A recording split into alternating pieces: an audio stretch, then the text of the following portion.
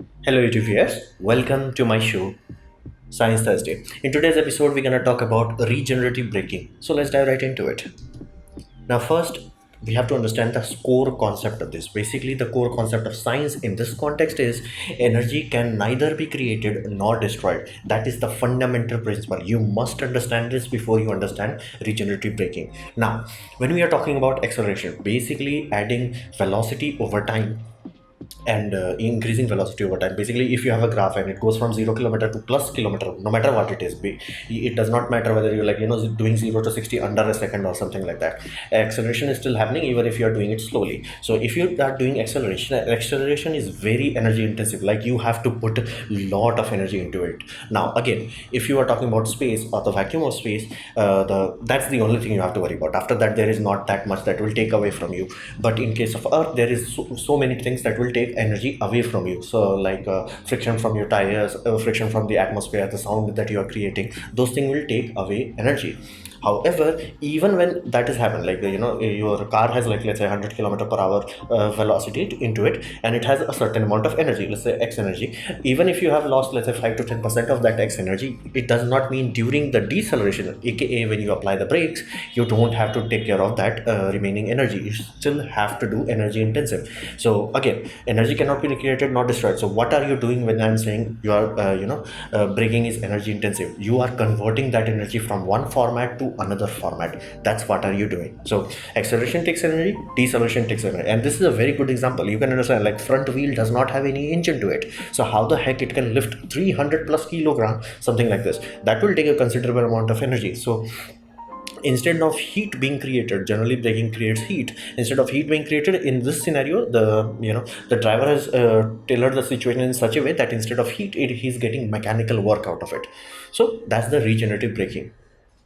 Now let's understand normal braking before we dive deeper into the regenerative aspect. Well, you have to understand this very simply. You take momentum, whatever energy you have, you just turn it into heat. So basically your car, be it Ferrari, be it train, just becomes a heater. All you do is just create heat and dump it into the atmosphere. That's all you are doing. Now heating, where does this heating occurs? Again, if the engineers have designed it well, it will only happen in specific places, and those places will be designed to handle it, like your disc.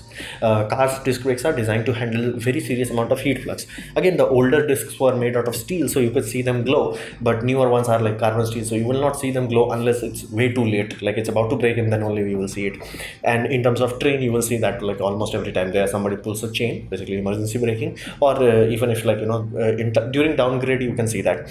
Now to give you a context of it, like how much energy we are talking about, think of it this way: these train wheels, if by some reason they are jammed up, braking applied was too like when you applied the brake, it was too harsh, it gripped the wheel, and wheel became what we call wheel lockout. It will drag, okay, it will slip. But you have to understand that this wheel is so high quality, so strong, that it can carry the weight of the train. That's how the train is running. Here's the deal though: when that event happens, when you're wheel is screeching on top of a track, it will grind the track away, or sometimes it will grind the wheel away. Both of them are like very strong, highest quality steel that we could use, and yet we grind them away like it's nothing. Like in one braking stroke, you can literally make your wheel into an oval. Like that's how powerful braking energies are. So you have to have a way to properly contain it. Now, the problem with this whole architecture is that it's wasteful. All you are doing is just converting the energy that you have into heat. Now, that may not be a big issue for most people. However, you have to understand the context of it. That energy that is being dissipated as heat, it's grinding your parts away. It's grinding the wheel, it's grinding the track, it's grinding the disc, it's grinding the brake pads, it's grinding your caliper away. It's causing vibration, it's causing noise, basically, it's eroding your vehicle away brick by brick, day after day. So that is the problem with braking. It's not only wasteful, it's also dangerous to your equipment. So basically, if you have to apply harsh braking to your cars or your train every day, you will shorten their lifespan like considerably. So it's not that normal braking is inadequate, it's dangerous to the very product that we are trying to safeguard. Over time, it's not like you apply brake once and yeah, it's done. It will, over time, it will grind away, so you have to replace brake pads and all that. So let's understand how does regenerative braking works. Now, regenerative braking relies on core principle. The core principle here is that motor and generator is same internally. Now, again, if you are familiar with motors, there are hundreds of type of motors. There is like DC motor, there is BLDC motor, there is inductor motor, there is like hundreds of type of motor. Now, can 100% of them be turned into generator? More or less. Like basically, it's a trick of engineering and electronics that you can turn a motor into a generator. It can be done, and internally, more or less, both of them are same. So it is doable. It's not some magic thing. It is like very simple in physics. Like the energy can flow both ways. So you can have electrical energy converted into magnetic energy, then converted into motion energy, basically torque energy that is rotating the stuff, and you can do the other way around. So you have torque turned into turning the magnetic fields that is causing electrical energy produced in the field. It is doable. So nothing fancy about that. Now that is the core principle of that. Motor and generator as inertly same. Again, you have to do the wiring fancifully, but it can be done. Now you may think, okay, this technology must be new because you must be hearing about regenerative braking after the advent of basically electric cars. But here's the deal: it's very old. The technology, the core technology, is very old. So the first time that we truly utilize this in industrial sense is what we call dynamic braking. Now, the trains started to use that as early as 1950. Now these are old railway engines from Indian Railway, but you have to understand these trains were designed to haul weight around it like 500 to 600 tons. Again, long trains, like Indian trains can easily be half kilometer long. So you are talking about very considerable amount of weight, and you are talking also about a considerable amount of speed. So you are talking about that much weight traveling at, let's say, 100 kmph. Now that's a lot of energy that you have to dissipate. Again, the brakes are capable of dissipating that. You design the system in such a way, but here's the problem: every time you apply the brake, either you're gonna wear out the brake pads or you're gonna wear out the basically wheels. Now wheels are far more precious, so you wear out the brake pad. Here's the problem: you have to replace brake pad every year, and brake pads that are going into these sort of beasts are not something that is cheap.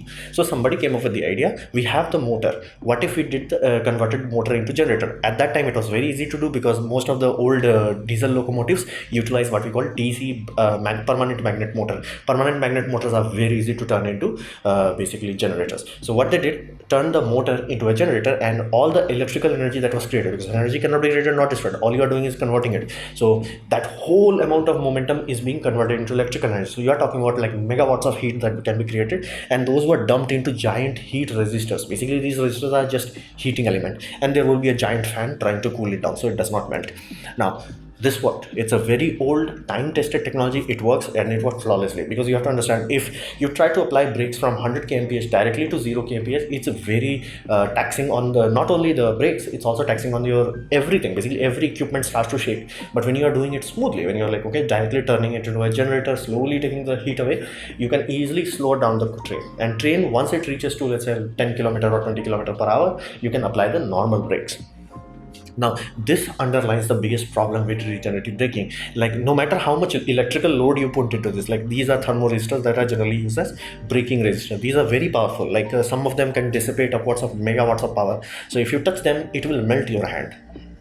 So once you reach basically slow enough speed, let's say from 100 kmph to 5 kmph, this becomes useless. It does not matter what you do to the motor, like it will keep chugging along. Like it has no effect beyond a certain point. Again, depending on the motor, depending on the design, depending on the specification, that is different for everything. Like one Tesla car will have different versus Mahindra car.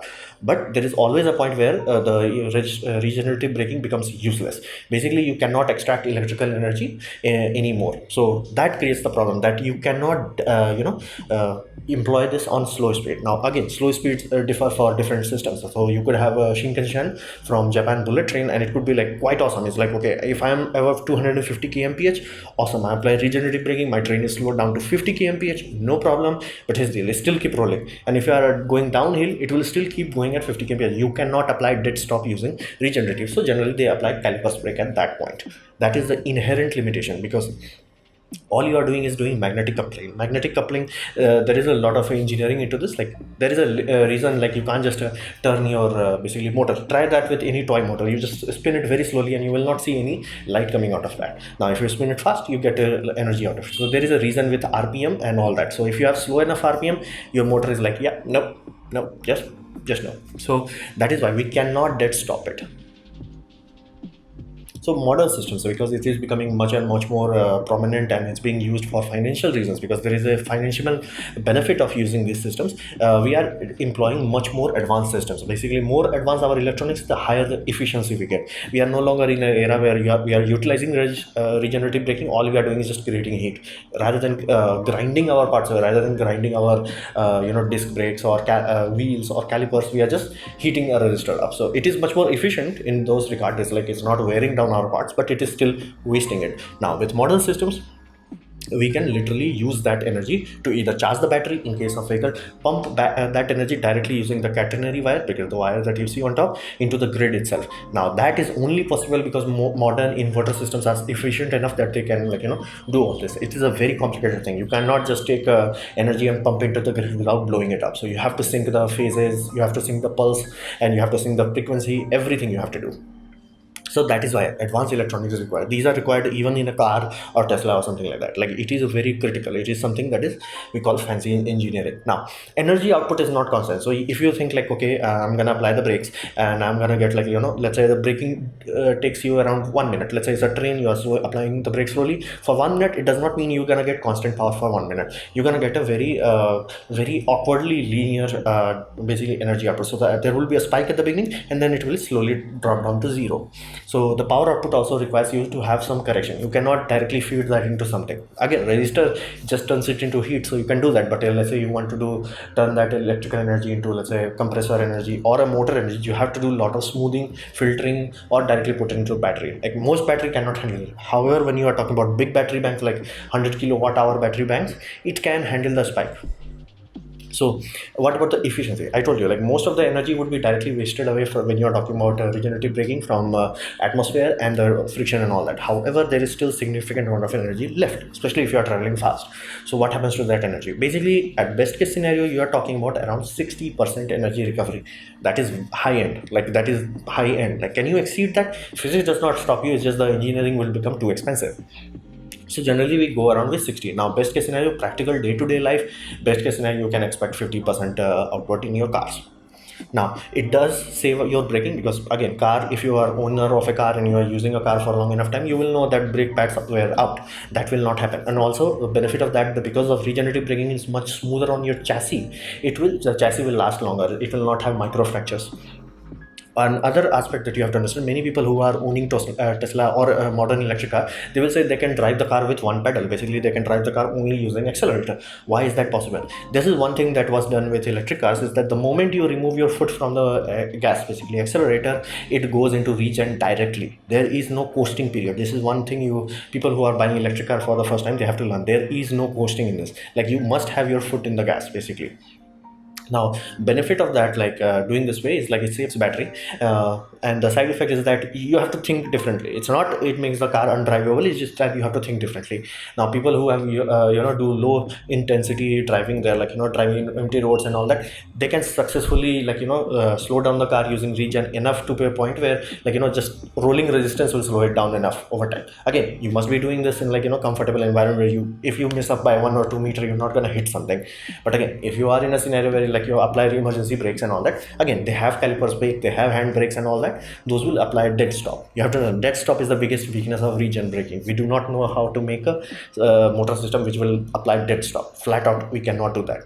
You can, even if let's say you are going downhill and you want to make sure that you never basically exceed the safety speed, you can be like, okay, I'm going downhill. If I don't apply any system, I'm gonna roll downhill at around 100 kmph. You can apply regen and you can be slowed down to let's say 15, but you will never go to zero. That is the final limitation. That is why all these cars still have calipers and all that.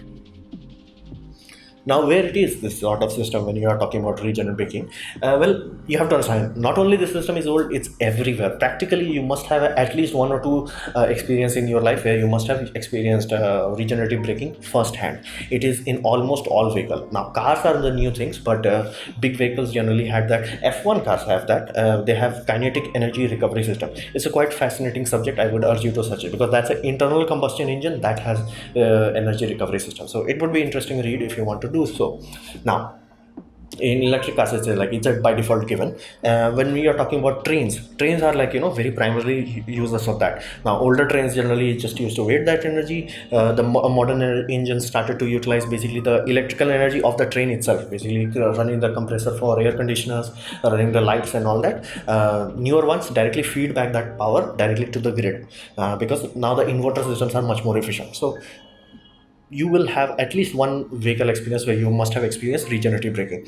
Now elevators, especially in the tall buildings, they are also utilizing, because you have a mass that is falling down based off gravity. You basically have gravitational potential energy, so you might as well utilize that to turn motor. Now again, it's not very efficient because you have to make sure the speed is constant, the people are not like dropping gitik gitik gitik gitik. So there is some engineering done, but it saves enough amount of energy that it is financially viable. People are doing that.